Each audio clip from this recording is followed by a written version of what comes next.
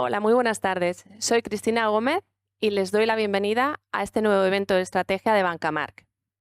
Hace unos meses, cuando volvíamos del verano, les hablábamos de un ciclo fuerte, de una economía resiliente que estaba aguantando.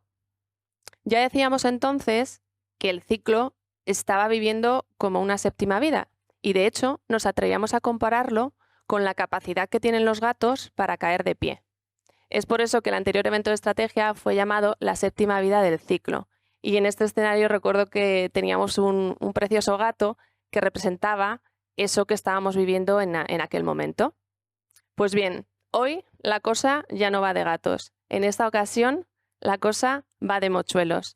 Y por eso hoy permítanme que demos la bienvenida a Merlin y también a los invitados que en otras ocasiones nos han acompañado. Tenemos a mano derecha a Joan Bonet, director de estrategia y asesoramiento en Bancamarc. Buenas tardes, Joan. Hola Cristina, buenas tardes. Bienvenido. Y también tenemos a Gabriel Echarri. Buenas tardes, Gabriel. Hola Cristina, muy buenas tardes. Director de servicios de inversión y con el que tengo el gusto de trabajar dentro del equipo de asesoramiento. Pues bien, en la mitología griega, el mochuelo no era cualquier cosa. Era el ave que acompañaba a Atenea, diosa de la sabiduría, de las artes y de las técnicas de la guerra, así como la protectora de la ciudad de Atenas. En un ciclo económico desacelerándose, aunque todavía con fuerza, nos ha parecido que este mochuelo no es solo el símbolo de la protección del arranque del 2024, sino que es la alegoría perfecta para dar inicio a este evento, que como verán, en esta ocasión tiene un toque especialmente griego.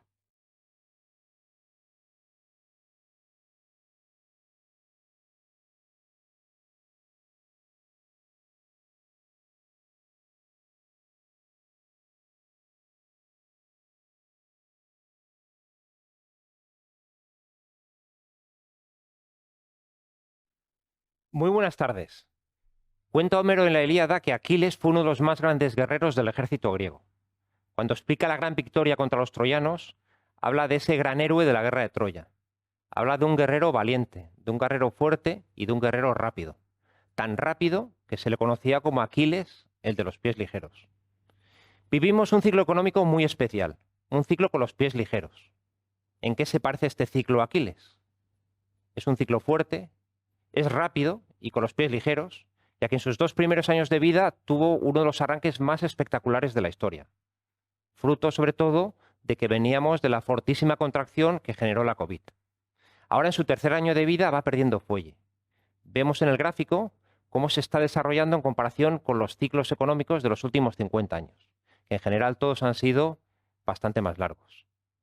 Y finalmente, ¿en qué se parece a Aquiles? Bueno, pues que a pesar de que parece que este ciclo puede con todo, con las mayores subidas de tipos de interés de los últimos 40 años, con una crisis bancaria, con varias guerras, pues no es un ciclo absolutamente invencible.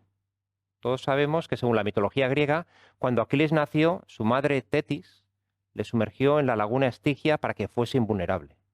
Pero olvidó mojar el talón por donde lo sujetaba, dejándolo al descubierto. De esta forma, el talón de Aquiles es ese punto vulnerable de aquel gran héroe griego. Y en una economía como la americana, que todavía está fuerte, que es resiliente, ¿cuáles son sus talones de Aquiles?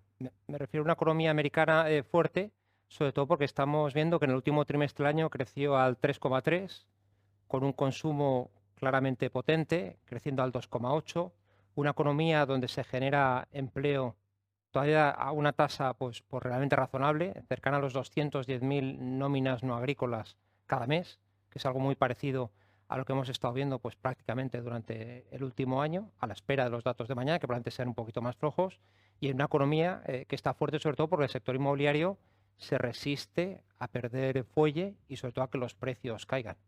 Pues los talones de Aquiles son 2 principalmente, ¿no? Y se ven de una manera muy expresiva en este diagrama que tienen en sus pantallas, ¿no? Por un lado son las condiciones financieras, claramente en deterioro, y también el sector industrial, que es el que está por ahora pues, acogiendo las partes de mayor debilidad de la economía. ¿Qué esperamos para este 2024 desde Bancamarc? Pues sobre todo un crecimiento que va a ser débil, que va a seguir sufriendo una desaceleración, una inflación que va a continuar en fase de reducción a un ritmo muy diferente que el que vimos en el año 2023. Vamos a explicar un poco cómo funciona todo el tema del efecto base. Y adicionalmente va a ser un año muy marcado por los tipos de interés. Por primera vez desde la COVID, los tipos de interés, y después de las subidas que vimos en el 22 y en el año 23, van a empezar a bajar. Todo esto nos va a llevar a un escenario de crecimiento débil, de crecimiento global alrededor del 2,5% en el cómputo agregado del año, y eso pues es un crecimiento débil porque básicamente es casi un punto por debajo de ese 3,5% al que ha crecido la economía a lo largo del último medio siglo. Un crecimiento que pensamos que va a estar soportado principalmente por el consumo, un consumo que va a aportar un 60% a ese crecimiento, cerca de 10 puntos más que en promedio histórico.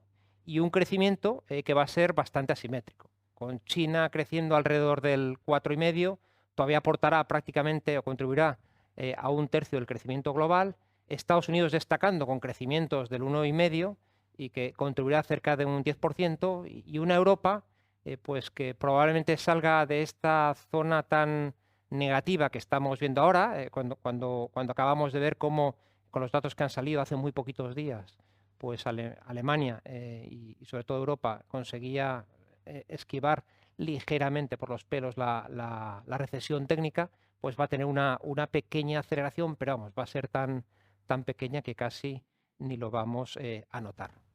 Vayamos con los talones de Aquiles, los dos principales lastres de este ciclo económico, sobre todo esa evolución del mercado de crédito. Fíjense a la izquierda cómo ya se ha empezado a ralentizar de una manera importante y ya estamos con decrecimientos. Eso claramente va a ir permeabilizando la economía y va a ir haciendo que poco a poco se vaya perdiendo fuelle. Y el otro talón de Aquiles pues es la industria, una industria que está en deterioro principalmente en la eurozona y en Alemania, como vemos en el gráfico a la derecha, pero hay que decir que dentro de ese proceso de aterrizaje que estamos viendo, si lo comparamos con otras recesiones anteriores, está yendo más despacio. El gráfico es muy claro, por ejemplo, en el caso de la eurozona, lo que explica es que si la industria se ha contraído pues cerca de un 10%, en una recesión promedio lo hace alrededor del 20%, con lo cual estaríamos, si comparáramos con un ciclo normal, todavía a medio camino, ¿no? Algo que todavía no ha ocurrido del todo en Estados Unidos, donde esa contracción es mucho más ligera. Estamos prácticamente en un punto de contracción, cuando en una situación recesiva normal pues nos seríamos cerca de 10 puntos en términos promedio. Y más allá de los talones, ¿qué cosas son diferentes en este ciclo de los pies ligeros? Pues una de las más destacables es la situación del empleo, que permanece muy fuerte. Fíjense este gráfico, es muy expresivo. En todos aquellos países donde observamos el punto azul por encima de la raya roja, lo que significa es que la tasa de paro actual está en niveles más reducidos que cuando los tipos de interés empezaron a subir. Y la verdad es que es francamente llamativo, no es una situación que pase únicamente en Estados Unidos. Fíjense cómo ocurre en la eurozona, cómo ocurre en Japón, en Canadá, en muchísimos lugares. De hecho, por ejemplo, en la eurozona es absolutamente extremo. La tasa de paro ahora mismo es del 6,4%. Antes de que subieran los tipos estábamos en el 7%, y eso significa que ese 6,4% son los niveles mínimos desde que tenemos a la zona euro unida. Estamos en mínimos históricos, ¿no? Y eso pues claramente denota qué tipo de resiliencia estamos teniendo en un mercado laboral, que encima hay que decir que lo que llama especialmente la atención es que todavía a estas alturas haya sectores extremadamente cíclicos, como son el inmobiliario, la construcción o los bienes duraderos, que por ejemplo en Estados Unidos estén generando todavía no solo empleo, sino el 12% del total del empleo que se está generando, ¿no? Por tanto, nuestra idea es que todo esto va a ir perdiendo fuelle, pero que hasta el momento está aguantando de una manera excepcional y muy superior a otros momentos, digamos, de conflicto recesivo. ¿Y qué pasa con el consumo cuando el empleo se mantiene? Bueno, pues que va bien, y además va mejor si los salarios reales aumentan. Y esta circunstancia está cambiando en los últimos meses. Fíjense el gráfico de la izquierda cómo muestra las ganancias reales de salarios que comienza a ver. Los salarios van a subir más que la inflación en los próximos meses. De hecho, en Estados Unidos, lo que se ha registrado ya en los últimos meses ha permitido que el salario acumulado real ya compense la pérdida de salarios que hubo en esos 2 últimos años de bache que hubo pospandémico, ¿no? Una situación que hay países como España, que estamos más retrasados, que todavía tenemos una pérdida del 3,5% en términos de salario acumulado, pero que poco a poco se va a continuar reconstituyendo, ¿no? Por tanto, es bueno para el consumo una buena situación laboral, es bueno para el consumo que los salarios reales continúen creciendo y también el impacto que está teniendo en los costes financieros. En general, lo que ha habido es un gran desapalancamiento del sector privado a lo largo de los últimos meses y años, y eso pues lo que está teniendo como consecuencia es que a pesar de tener los tipos de interés más altos de los últimos 20 años, el coste de financiación es más bajo que en crisis anteriores, ¿no? El ejemplo probablemente más bestial es el de España. Fíjense, ahora mismo está costando financiar la deuda un 13% de los ingresos, cuando en el año 2007 costaba un 23%. ¿Esto por qué es? Bueno, pues porque las empresas tenían un apalancamiento del 130% entonces y ahora está cercano al 80%, y los hogares lo tenían en el 80% y lo han bajado a 50%, ¿no?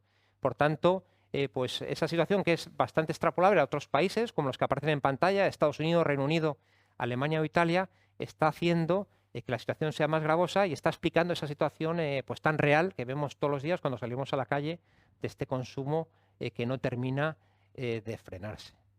Hemos hablado de los talones de Aquiles, hemos hablado de esas circunstancias diferentes. Dediquemos ahora un tiempo a la inflación. La inflación va a continuar disminuyendo. Lo que pasa es que nosotros tenemos dos ideas. Una, que no se va a alcanzar los objetivos esos del 2% los bancos centrales.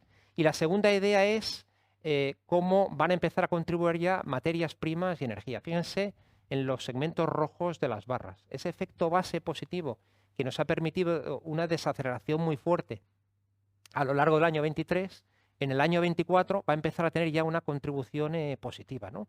De hecho, si miran en nuestro número 2024 para Estados Unidos y la eurozona, que son la última barra de cada uno de los segmentos, esos 2,8 y 2,7 que tenemos estimado para el cierre de año en promedio, se ve ahí una ligera contribución de los efectos base. Estamos viendo pues momentos donde hay una especie de situación, yo diría, ficticia y transitoria, donde vemos una inflación, pues por ejemplo en Europa lo veíamos hoy, al 2,8 en la eurozona, pero al 3,3 en tasa subyacente, ¿no? Las tasas subyacentes cuesta más bajarlas, están menos beneficiadas por este efecto base, ¿no? Y lo que pensamos es que, bueno, pues desde luego eso es lo que va a haber que vigilar y desde luego hay componentes como el de la vivienda y de los alquileres que son muy importantes. Fíjense, las subyacentes son los segmentos azules y en concreto en Estados Unidos del número del 2,8 que estamos estimando para el cómputo total del año, un 1,8 solo va a ser debido a los alquileres atribuidos. En cualquier caso, en este sentido no queremos ser alarmistas, los alquileres reales empiezan a frenarse, no tiene que ver con la situación de los alquileres atribuidos, que es como se mide la inflación. En Estados Unidos, pues los atribuidos están en el 6 muy largos, casi en el 7, y los reales pues cercanos al 3%. Por tanto, lo que vemos es que en los próximos meses va a ir habiendo una moderación, pero va a ser más tranquila y no va a tener nada que ver con la que hemos experimentado en el año 2023. ¿Existen riesgos a este escenario? Pues sí. En el gráfico a la derecha, pues desde luego no podemos olvidar que hay una guerra muy seria y muy trágica en Ucrania y en Europa pues somos muy dependientes de la energía y del gas. Pero afortunadamente las buenas noticias que podemos contar hoy es que en los últimos meses en la Unión Europea se han hecho en este sentido las cosas bastante bien. Se ha comprado mucho gas bien de precio y cuando estamos ya iniciando febrero, pues lo que nos parece, y viendo un poco nuestros escenarios que se muestran a la derecha, es que va a haber gas, desde luego, para pasar el invierno, y esto es un riesgo que nos parece bastante mitigado. Tal vez el que sea más significativo es el que se generan las cadenas de suministro, fruto de los problemas que está habiendo derivados de la situación de Gaza con Israel, hutíes, yemeníes y sobre todo al final el bloqueo que está habiendo al sur del Canal de Suez, obligando a que los barcos y a que una buena parte de los contenedores, el 30% de los contenedores y el 14% del comercio marítimo global pasa por esa zona, pues tenga que ser desviado. ¿Esto afecta a todo el mundo por igual? No. A quien afecta principalmente es a Europa. Y lo que está subiendo realmente son el coste de los fletes que vienen de China a Estados Unidos o por esa región, por ejemplo, pues todo el gas y petróleo, por ejemplo, que viene de los Emiratos y de zonas como estas, que prácticamente suponen un 20% de las importaciones que tenemos en la eurozona. ¿Qué números estamos haciendo? Bueno, pues tenemos en cuenta que los costes de los fletes desde que arranca el problema de Gaza han subido un 400%. Cuando hablamos de China a lo que es Europa a través del Mediterráneo, lo que vemos es que para que hubiera un problema real de inflación debería mantenerse esta subida, pero durante más tiempo.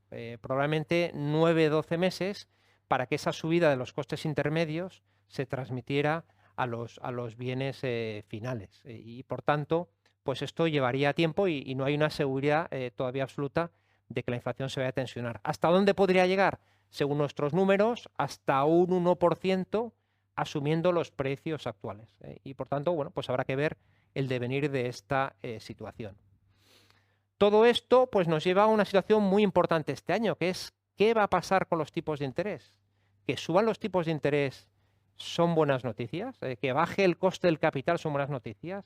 Pues la verdad es que en el pasado no han sido buenas noticias. Déjennos que lo expliquemos con un ejemplo bastante más sencillo que lo que aparece en el gráfico a la izquierda.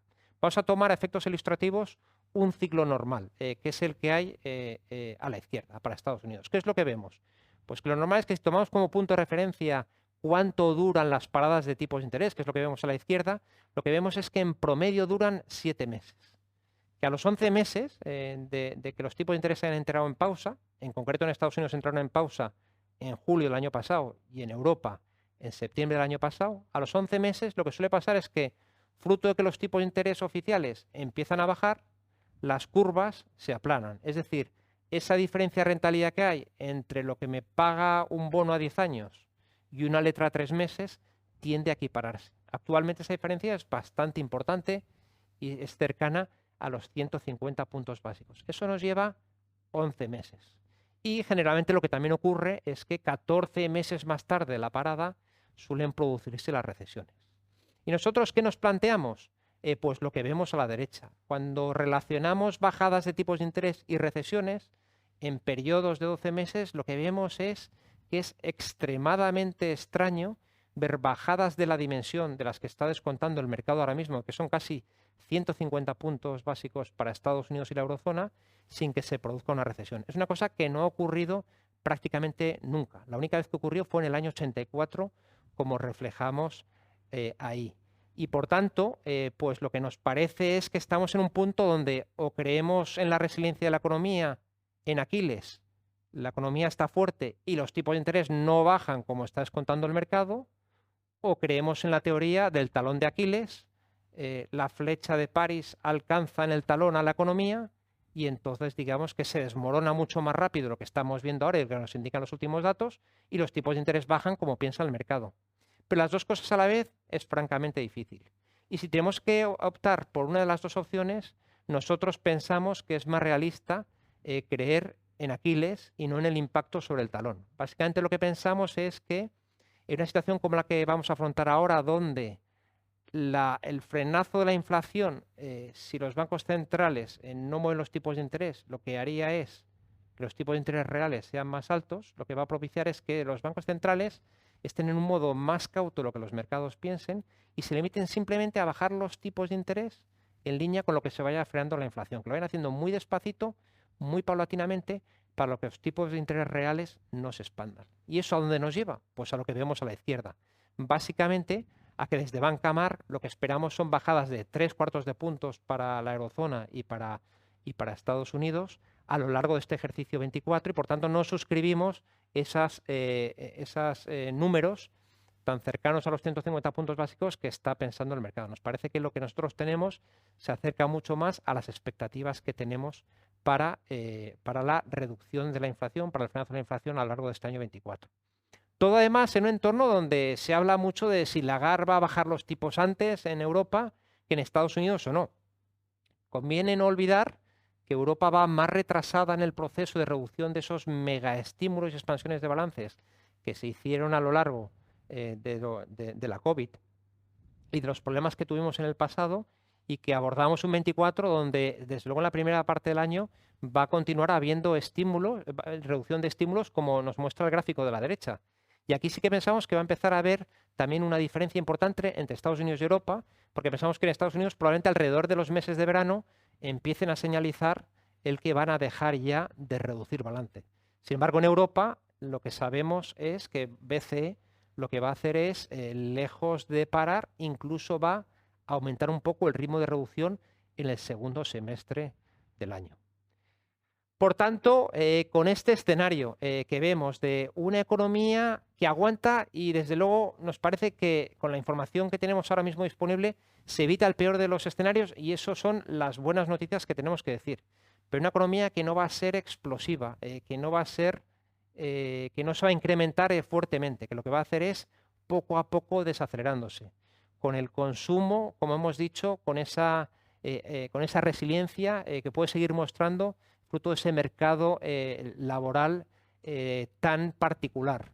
Pues nos va a llevar a una situación de unos tipos de interés donde muy probablemente haya una cierta decepción en los meses más próximos y más cercanos. Algo muy parecido a lo que ha empezado a haber, no en la suficiente medida que nosotros estimamos, a raíz de la reunión, de la reciente reunión de ayer de la Reserva Federal. Con todo esto, ¿qué pensamos para los activos financieros? Bueno, pues a priori, y antes de entrar en más detalle, lo que nos parece es que, más allá de lo que hagamos con la duración, que lo vamos a explicar en breve, nos parece que la cosa pinta bien para la renta fija, aunque a lo mejor no tan espectacularmente bien como para el año 23. Nuestro call en ese sentido no es tan positivo. En la renta variable veremos retornos positivos, pero no van a, digamos, el mercado se va a mover más oscilando en unos ciertos rangos y lo que no vemos son unas ganancias muy importantes. Vamos a bajar a más detalle en concreto de cada uno de los activos. La primera repercusión que va a tener para los activos financieros una reducción de la inflación y que se pueda ir a los entornos del 3, 2,5%, cuanto más cerca esté la subyacente del 2,5%, lo que se va a producir es lo que vemos a la izquierda. Va a haber un cambio en la situación de las correlaciones entre los bonos y bolsa. Básicamente, lo que va a pasar es que por primera vez en bastante tiempo los bonos nos van a diversificar respecto a la renta variable. Cuando la renta variable lo haga mal, los precios de los bonos lo harán bien y al contrario. Y no como está pasando en el año 23, donde los dos activos funcionaban de la misma mano. La otra idea es la que vemos a la derecha. Fíjense qué asimetría de retornos hemos tenido el año 23 para la renta fija. Es un juego que es mucho más apetecible que en años anteriores, como el año 21. ¿Por qué es más apetecible?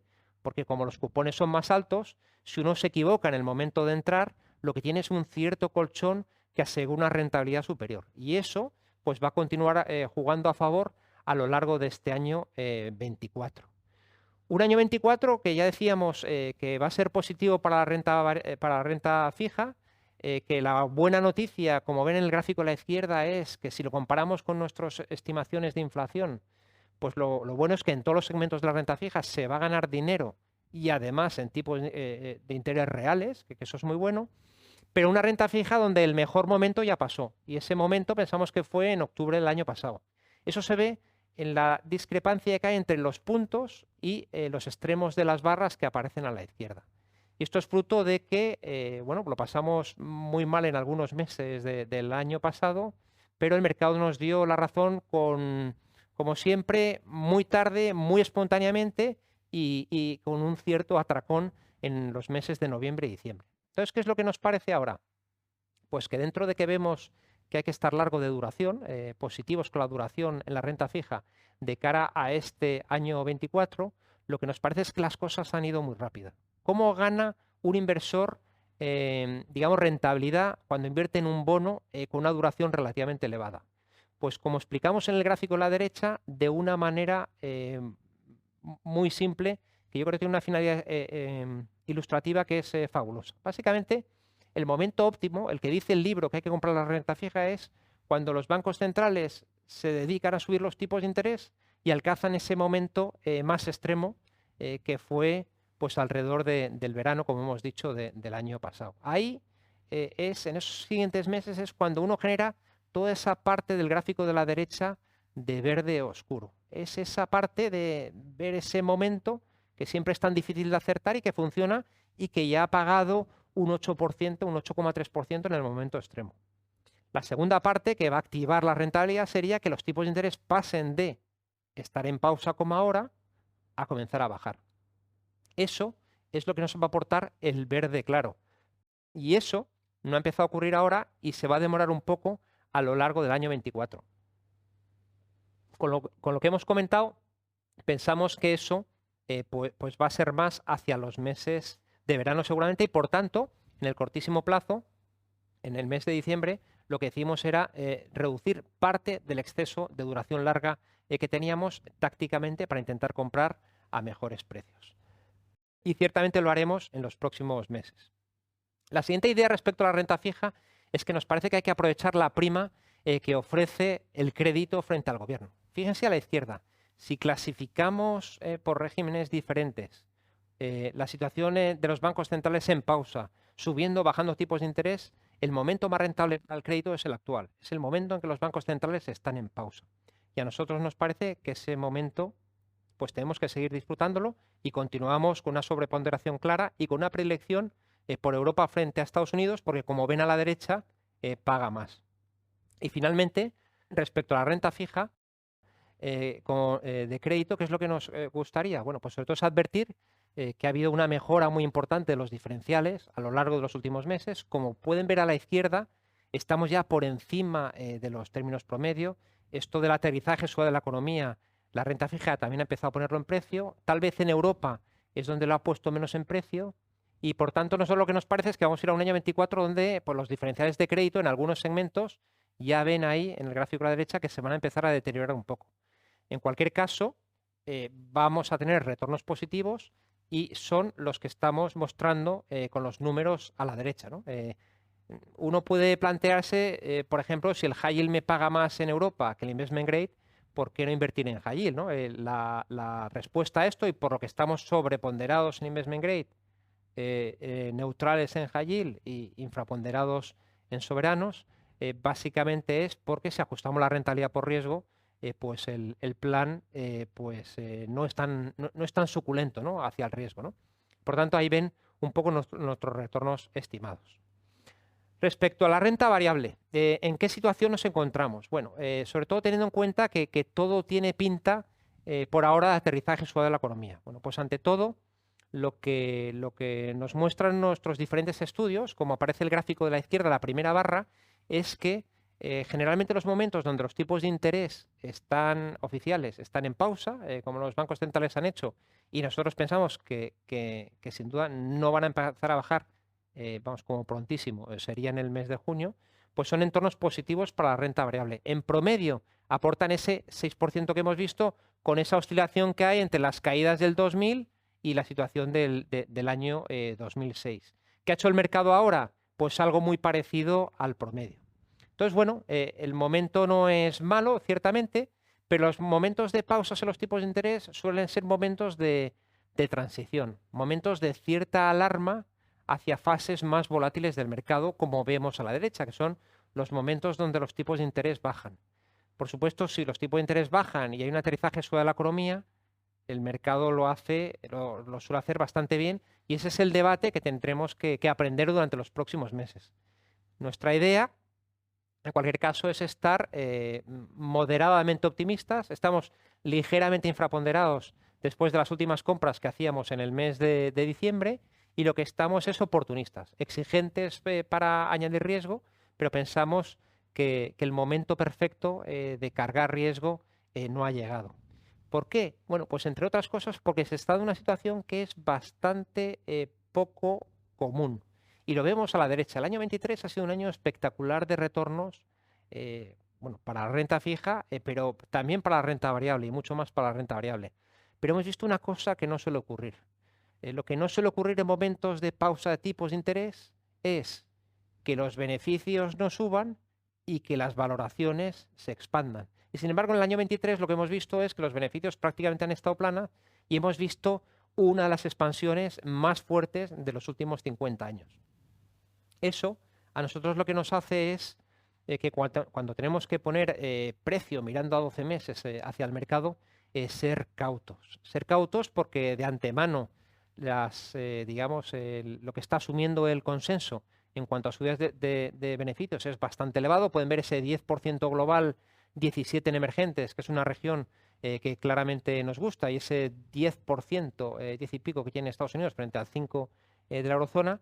Lo que nos pasa es que vemos que esto es bastante exigente y claro, cuando uno calcula el precio objetivo, pues o los beneficios suben más de esto que está pensando ya el mercado y sorprenden al alza, o los tipos de interés bajan pues más rápido de lo que estamos pensando. Entonces, con lo que pensamos que puede ocurrir, ahora mismo nos resulta difícil, por ejemplo, para el S&P 500, pensar en retornos superiores a los 5.060 puntos, 5.100 puntos, ¿no? Básicamente eso es un potencial sin dividendos de aproximadamente un 5% adicional a los mercados, ¿no? Por tanto, es un potencial, pero es un potencial limitado. Y sin embargo, lo que sí que nos parece es que este año pues, va a estar muy marcado por la gestión activa. Sobre todo, va a ser un año de rangos. Como no vemos una recuperación en V súper fuerte de la renta variable, lo que nos parece es que tenemos que intentar aprovechar más los rangos en un inicio del año donde vemos que la volatilidad está francamente baja, mucho más reducida que en términos promedio, y eso pues generalmente acaba produciendo esas oportunidades que vemos en ese gráfico tan interesante que ven a la derecha, donde mostramos lo que un inversor puede ganar si tiene la bola de cristal y compra en el mínimo del año y vende al cierre del año, o vende en el máximo del año y tuviera la bola de cristal para acertar, ¿no? Dicho de una manera más simple, básicamente en la mitad de los años, históricamente, o sea, siempre hay caídas y en la mitad de los años esas caídas son pues alrededor del 10%. Nosotros pensamos que es difícil ahora mismo, con este escenario que estamos viendo, ver caídas de esa magnitud, pero sí que nos parece que los mercados ciertamente han ido demasiado rápido y han tenido un cierto atracón de turrón a lo largo de las Navidades.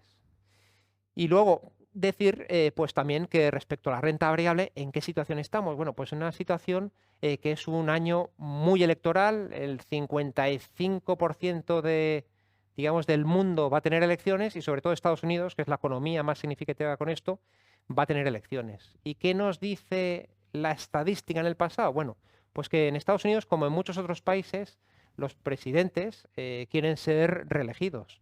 Y lo que saben es que si el mercado cae, en un 70% de las ocasiones no salen reelegidos, por tanto, pueden tener ciertas, tendencias intervencionistas en el mismo. De un modo empírico y más allá de lo que ocurre en los ciclos económicos, y esto es muy importante decirlo, porque el ciclo económico es lo que verdaderamente determina pues los resultados empresariales y hacia dónde van las bolsas, ¿no? Pero lo que sí que podemos aseverar es lo que muestra este gráfico a la izquierda, que básicamente ven que la pendiente que está más a la izquierda del cero, es decir, todos aquellos años donde todos aquellos años antes del mes de noviembre, que es cuando son las elecciones, todos aquellos años electorales, el retorno es más alto que los años normales, aunque paradójicamente después pues es menos rentable. Por tanto, nos parece que esto va a dar un cierto soporte a los mercados de acciones y no estamos esperando ningún cambio de signo que sea muy abrupto. Es muy recurrente la pregunta que nos hacen, es decir, se está calentando la carrera electoral, parece que Donald Trump, que ya fue presidente en Estados Unidos, puede ganar las elecciones. Si este hombre tan impredecible y con unas políticas tan drásticas llega a la Casa Blanca, ¿qué puede pasar con los mercados?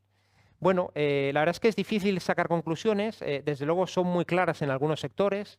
Es un hombre con un ideario pues bastante antitransición energética, que favorecería sectores pues como el armamentístico. Claramente ejercería probablemente algo más de presión, que los demócratas han hecho mucha con China. Europa no lo tendría tan fácil y sería una gran incógnita lo que pasaría con China, porque muy probablemente ni él mismo lo sepa a estas alturas. Pero nosotros siempre contestamos con estas dos cifras, ¿no? Cuando en las elecciones del año 2010, ¿es posible que gane Trump? Sí, es posible. El sistema electoral, igual que otros sistemas electorales, el americano, es un sistema que se mueve por votos electorales. En el año 2016, Trump gana las elecciones con casi 3 millones menos de votos que los demócratas. Y es probable que esto pues le permita ganar. Pero lo que no hay que olvidar es que en el año 2016 el mercado se asustó porque pudiera ganar Trump y el mercado cayó cuando ganó Trump. De hecho, desde los máximos de agosto a noviembre del 2016 se dio un 5%. Lo que queríamos decir esta tarde es que desde el día que ganó las elecciones a 12 meses más tarde, el mercado subió un 24%. Por tanto, no nos dejemos influir tanto por parámetros difíciles de controlar y miremos más la situación del ciclo económico. Nosotros continuamos con una preferencia por Estados Unidos, donde vemos un mayor crecimiento en general. Fíjense además la evolución de los márgenes histórica y cómo se va a acelerar más incluso a lo largo de este año 2024. Además, Estados Unidos tiene tecnología y la tecnología nos gusta mucho. Fíjense que de ese 11% de crecimiento de beneficios estimados, el 30% depende de ese sector tecnológico que en Europa, que está más barato, carecemos. Y todo dentro de esa circunstancia tan atípica que estamos viendo, que dentro de los últimos 20 años, pues estamos viendo un mercado hasta ahora muy polarizado, el año 2023, donde el 70% de las compañías no han sido capaces de bater al índice. Y eso es porque las 7 compañías más grandes, las famosas FANG, que todos sabemos, esos grandes ya no oligopolios, sino prácticamente monopolios tecnológicos a nivel global, pues han aportado el 60% del retorno del SP500. Una situación que en Europa tampoco llega a ser tan extrema, pero es bastante parecida. El 4% de las compañías del MSCI Europa, que tiene casi 500, suponen el 50% del retorno. Entonces, ¿qué vamos a ver en el año 24? Pues un mercado pues más homogéneo, más distribuido, donde va a haber más participación de las compañías pequeñas y no va a estar tan polarizado como el que hemos visto hasta ahora, por más que estas 7 compañías grandes, esta noche vamos a tener varios resultados de ellas, como Amazon y Apple, pero en general y en agregado van a continuar creciendo prácticamente al doble que el resto del mercado, ¿no? Del SP500. Y dentro de tecnología, ¿qué nos gusta? Bueno, pues dentro de esa aproximación que hemos tenido en los últimos meses más de software, lo que estamos viendo ahora es que hay ciclos como el de ventas de semiconductores, como se ve en el gráfico a la derecha, que se están acelerando. Por tanto, para este 24, dentro que nos gusta la tecnología, nos gusta Estados Unidos, nos gustará tener un crecimiento más equilibrado, más también hacia soluciones como son el hardware o a soluciones como son los semiconductores aparte del software.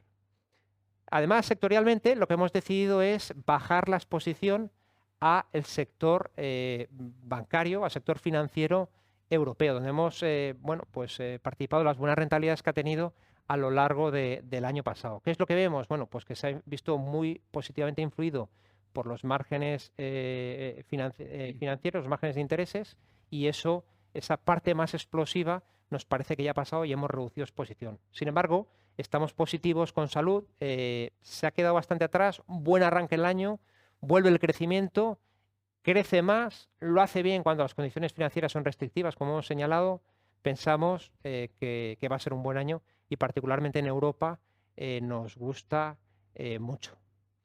Y ya para cerrar, pues cerramos un 2023 con unas rentabilidades elevadísimas, tan elevadas que en el fondo lo que sirven es un poco para, digamos, compensar ese terrible 2022 que tuvimos. Ha sido un año excepcional. Fíjense, en comparación en esta frontera eficiente, en esta línea o en esta curva que relaciona la rentabilidad esperada con la volatilidad, fíjense la dimensión de la pendiente que ha tenido en el año 23 frente a un año normal. Un año donde lo que sí se ha cumplido es que lo más volátil ha pagado más que lo menos volátil, pero nos parece que ha sido no recurrente, ¿no? ¿Qué esperamos para el 24? Pues lo que vemos aquí. Como pueden ver, es una frontera eficiente que va a tener pendiente positiva, pero tiene muy poca pendiente. Va a ser diferente a un año típico porque nos parece que básicamente la discrepancia que va a haber entre la renta fija y la renta variable pues va a ser mucho menor que en un año normal,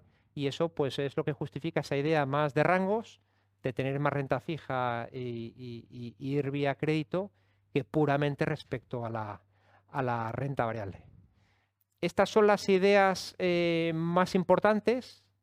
Intentaremos ver ahora cómo aterrizarlas, pero Cristina, te veo muy bien acompañada, ¿no?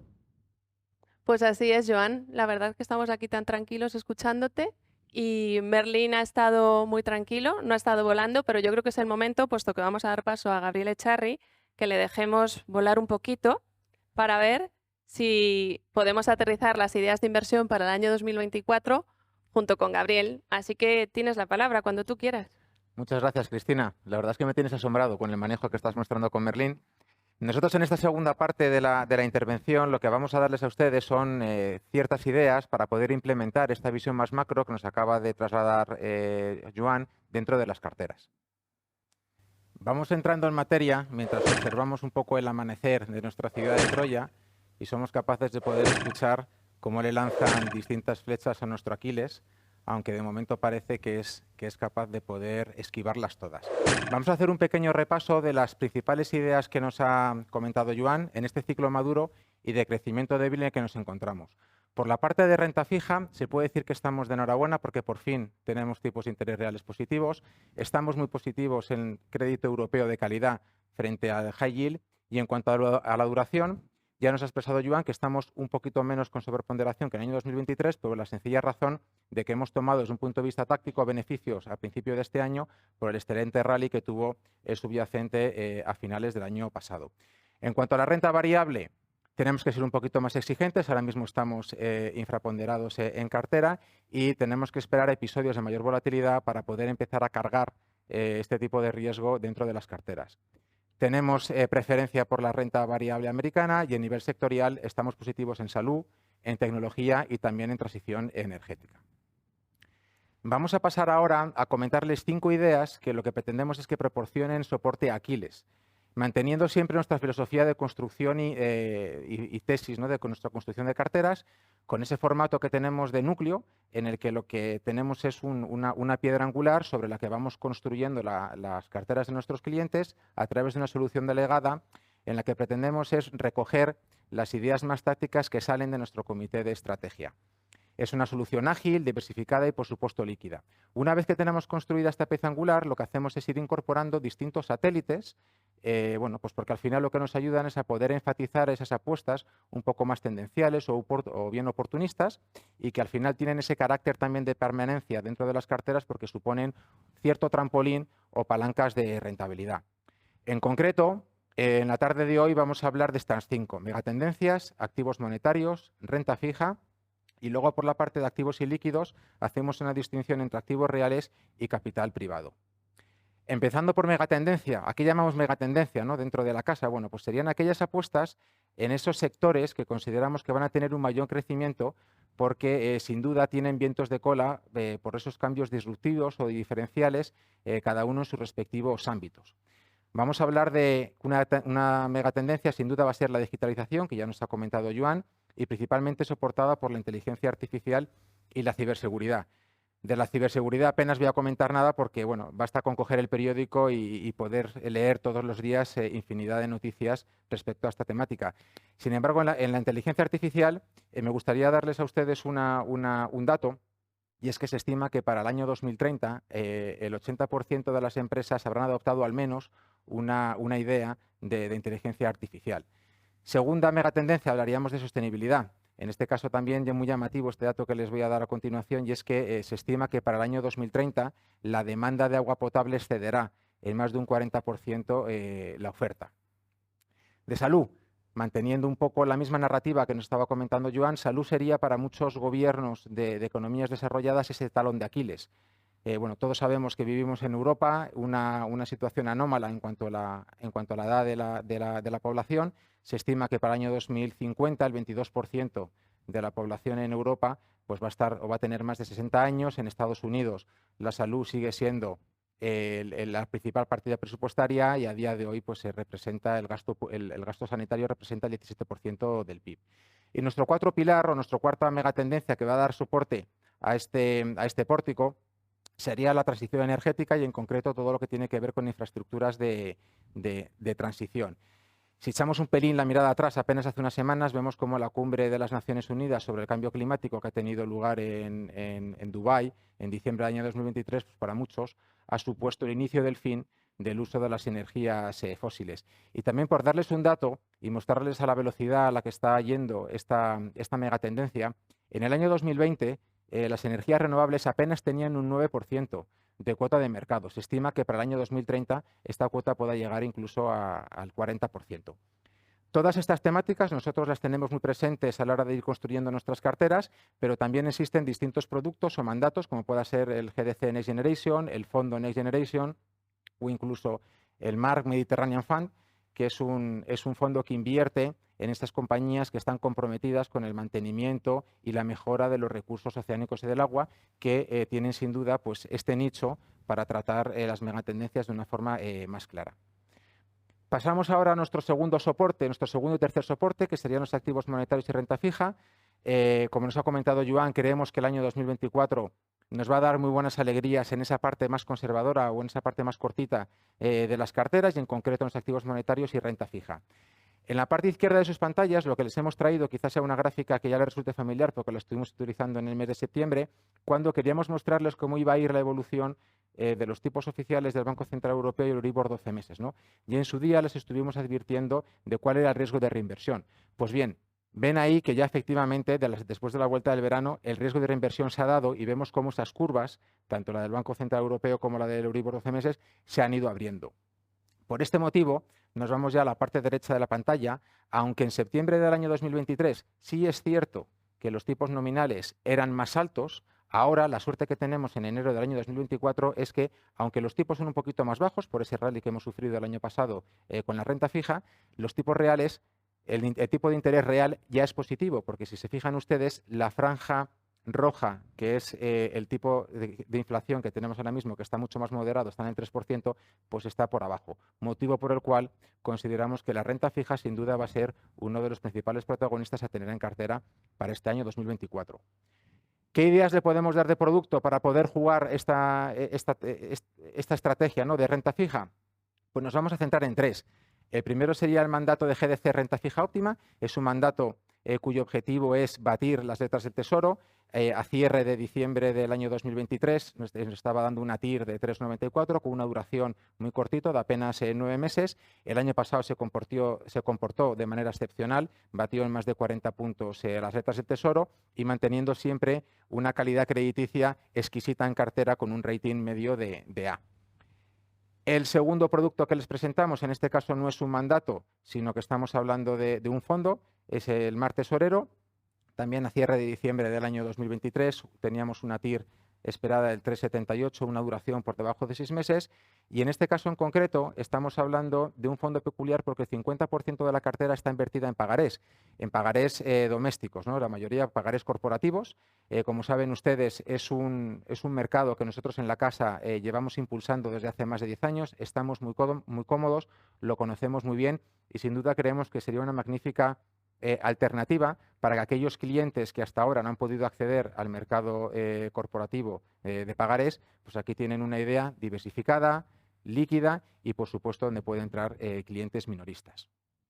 Y por concluir con esta parte, el tercer producto que les queríamos enseñar sería el Mark Renta Fija 2025. Es el clásico fondo Buy and Hold, de rentabilidad estimada. Tiene una TIR aproximada, o esperamos una TIR aproximada estimada del 3,78 y una duración que sería un poquito más arriba de un año. Es un fondo en el que estamos ahora mismo en comercialización, motivo por el cual, pues como explicamos en la diapositiva, la cartera se empezará a comprar a partir de febrero del año 2024 y siempre además manteniendo un exquisito grado de calidad de crediticia con un 90% de la cartera que será comprado con grado de inversión.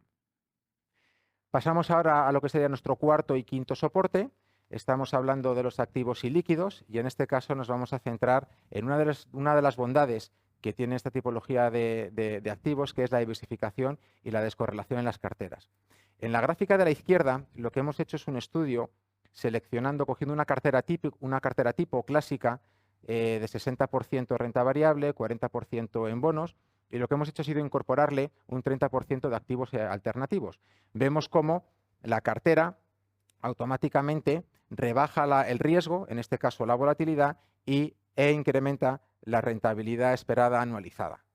En la parte de la derecha, en los números de la derecha, lo que hemos hecho es un ejercicio de transparencia mostrándoles a ustedes cómo en cifras esa descorrelación, separando por activos reales y en capital privado, cómo descorrelacionan este tipo de activos si directamente los podemos comparar con carteras 100% puras o bien de bonos o bien de renta variable.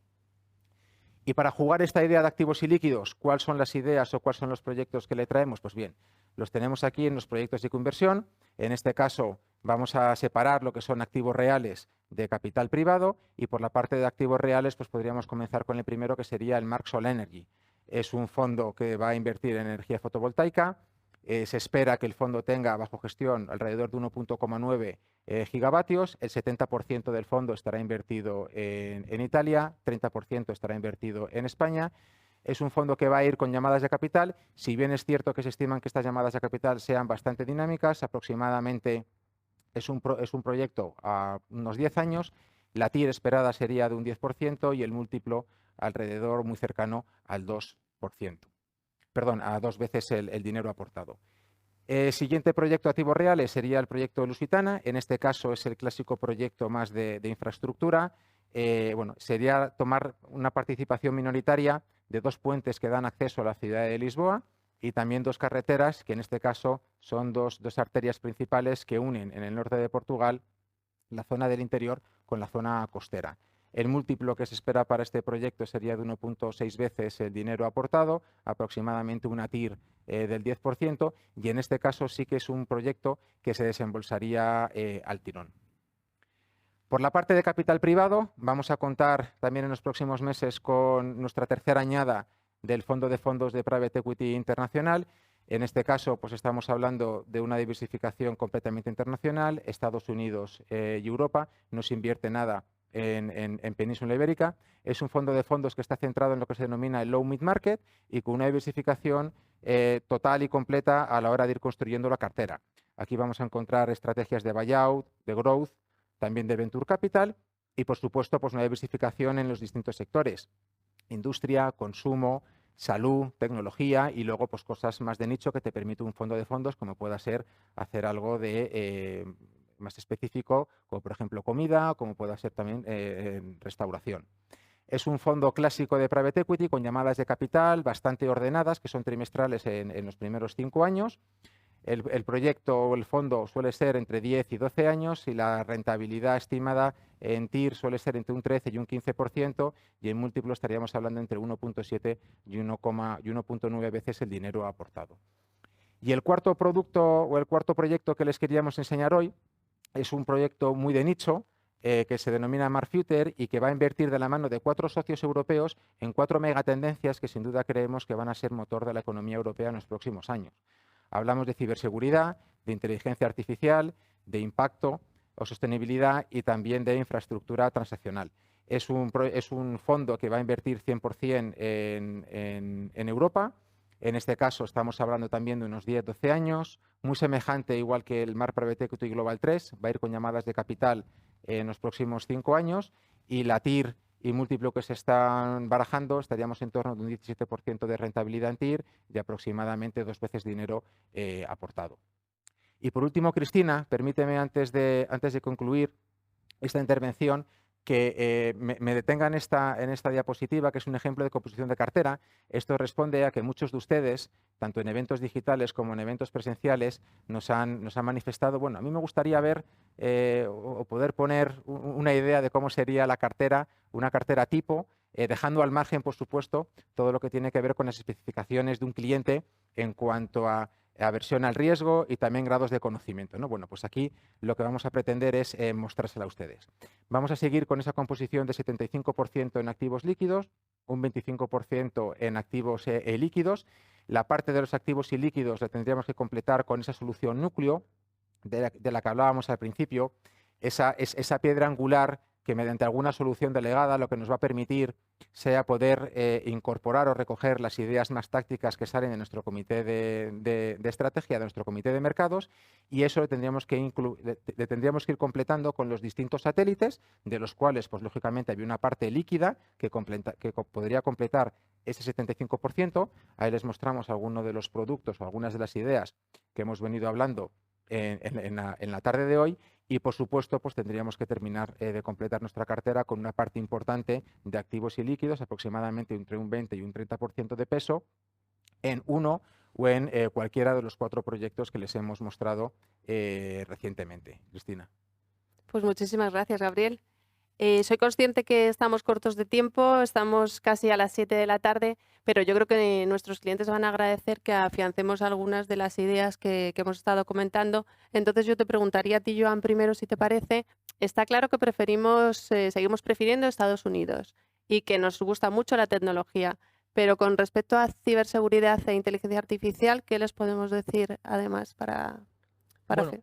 que son buenas temáticas, que acceder a ellas hoy en día, en este gráfico se ve bastante claro.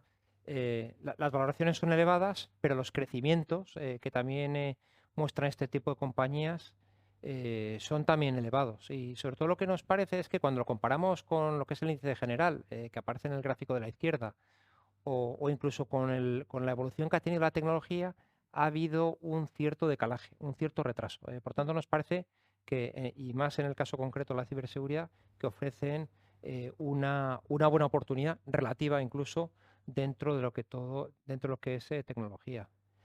Respecto a la inteligencia artificial, sí que es muy interesante, ¿no? Yo creo que todos somos conscientes de que el mundo está cambiando mucho y que es una temática muy interesante, pero claro, eso también se lo parece a las grandes compañías tecnológicas, ¿no? Y la verdad es que cuando vemos lo que aparece en la derecha, es la verdad que muy interesante, ¿no? Sobre todo de los 27.000 millones que se ha podido invertir en esta temática a lo largo del año 23, digamos que Microsoft y Amazon y Google, esas 3 grandes compañías, se han quedado casi con todo, ¿no? De esos 27.000 millones, fíjense, las operaciones como OpenAI, ¿no? que se realizaron el año pasado, prácticamente suponen 2/3 del total.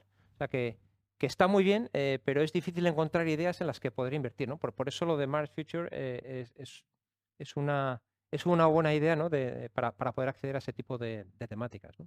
Muy bien, se me ocurre también, siguiendo con temas de tecnología, como puesto que tenemos un mandato que también incorpora parte de Revolución 4.0 y has estado hablando de megatendencias, Gabriel, si puedes dar una pequeña actualización de Next Generation también para Sí. recordarlo. Por supuesto. Y además, sobre todo también con esa filosofía que hemos estado comentando antes, ¿no? que al final los satélites tienen ese espíritu de permanencia dentro de carteras, pues el mandato de Next Generation este año, a finales del año 2023, cumplió 5 años. Entonces, bueno, pues esos clientes que desde un principio, desde el año 2018, han estado acompañándonos, pues es un mandato que realmente ha funcionado estupendamente bien. En términos de rentabilidad anualizada, hasta capturando un 14% de rentabilidad y ha batido en más de 5 puntos en estos 5 años a su benchmark. Al final, cuando nosotros hablamos de megatendencias, no hablamos de modas, Cristina, sino que lo que estamos hablando realmente es de apuestas en aquellos sectores de crecimiento que realmente pensamos que van a ser un motor muy interesante en la economía para los próximos años. Y sin duda que el mandato de Next Generation es un claro ejemplo de ello. Muy bien. Pensando con respecto a tu intervención, Joan, he echado un poco de menos el sector inmobiliario, que en otras ocasiones sí que lo comentas. Si te parece, la última pregunta que te hago a ti es esta. Y Sí. coméntanos algo al respecto. Sí, perfecto. La verdad es que es un poco, digamos, contraintuitivo, ¿no? Ver que tipos de interés históricos muy elevados, por ejemplo, comprar un piso en Estados Unidos, que es un mercado tipo fijo, pues hoy día cuesta un 7% a 30 años y hace 2 años te costaba poco más de un 3%, ¿no?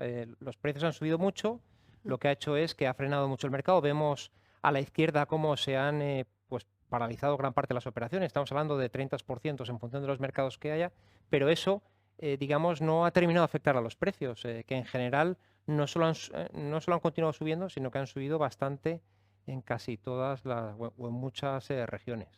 Bueno, nos parece que la explicación a todo esto es que hay mercados que están muy desajustados, que realmente hay menos oferta que demanda, ¿no? El caso español es clarísimo. En el año pasado hubo casi un déficit de vivienda de 180.000 unidades, porque si uno mira, digamos, la creación de hogares respecto a los visados de vivienda, pues el mercado está desajustado, ¿no? Este tipo de cosas, pues lo que están haciendo es frenar ese mercado inmobiliario que poco a poco tiene que ir aterrizando, ¿no? Y por supuesto, esto del mercado inmobiliario, volviendo un poco a lo del consumo que hablábamos antes, pues tiene un impacto muy importante, ¿no? Si cogemos uno de los mercados más extremos que existen, que es el norteamericano, que es un mercado que es prácticamente el 90 y pico % a tipo fijo, lo que vemos es que, claro, la financiación de las viviendas nuevas cuesta mucho, pero claro, la traslación al coste promedio de todas las viviendas que hay en el mercado pues va muchísimo más lento, ¿no? Para empezar, el 40% de las viviendas no tienen hipoteca, ¿no? Pero de las que tienen hipoteca, como pueden ver a su derecha, en la línea roja, lo que ven es que el coste promedio, ¿no?, de la financiación pues apenas ha aumentado medio punto, ¿no? Esto pues está explicando también en cierto modo esa situación todavía tan efervescente del consumo, ¿no?, en Estados Unidos y del sector privado. Muy bien, pues perfecto. Ya no te voy a hacer entonces más preguntas porque son las 7:03, pero sí que me gustaría, Gabriel, para terminar. Siempre, bueno, en las últimas 2 presentaciones has acabado contándonos los proyectos de conversión que tenemos, pero yo creo que muchos clientes van a agradecer también si nos puedes explicar la esencia de lo que es la conversión para aquellos clientes que todavía no se han atrevido a hacerlo. Sí, por supuesto. Pues ya la conversión la definiría como, bueno, la máxima alineación de intereses que podemos tener con nuestros clientes. Al final es el compartir con nuestros clientes los beneficios y riesgos de los mismos proyectos en los que está invirtiendo el propio banco, ¿no? Es una idea y una filosofía que llevamos impulsando hace ya más de 15 años. Desde entonces hemos comprometido más de 3.200 millones en distintos proyectos. Más de 2.300 clientes han confiado en Bancamar para dar ese paso e ir incorporando los activos y líquidos dentro de sus carteras. Y de estos, aproximadamente un tercio pues, han ido repitiendo en proyectos sucesivos. En términos de rentabilidad, pues aproximadamente a fecha de hoy se han desinvertido 950 millones y la rentabilidad múltiplo pues ha estado en torno de 2,2 veces el dinero aportado. Y además, Cristina, una cosa que me gustaría reseñar, y ahora volviendo un poco a los proyectos que hemos traído para esta sesión, también decir una cosa, y es que cada vez que podemos, o que de alguna manera también nos permite la legislación, intentamos vehiculizar los distintos proyectos, como es el caso de estos 4 que traemos, de la manera fiscal más eficiente posible para aquellos clientes que tienen necesidad de comprar tickets de 5%. Cristina, veo que has vuelto a ser muy rápida poniéndote el guante. Así es, pues muchas gracias. Si os parece, vamos a dar cierre al evento y para ello vamos a llamar a nuestro invitado. Muchas gracias. Y yo creo que es el momento de poner punto final a la sesión. Muchas gracias por habernos acompañado esta tarde. Esperamos que haya sido de su interés. Hemos puesto mucho trabajo en que el evento sea lo más ameno posible y sobre todo que sea comprensible para todos. Y si se han quedado con cualquier duda, por favor, póngase en contacto con sus banqueros y también nosotros desde el equipo de estrategia y asesoramiento estamos a su disposición. Nos vemos en la próxima. Sigamos creciendo juntos. Muchísimas gracias. Y muchas gracias también, Joan y Gabriel, por todo. Gracias. Hasta luego.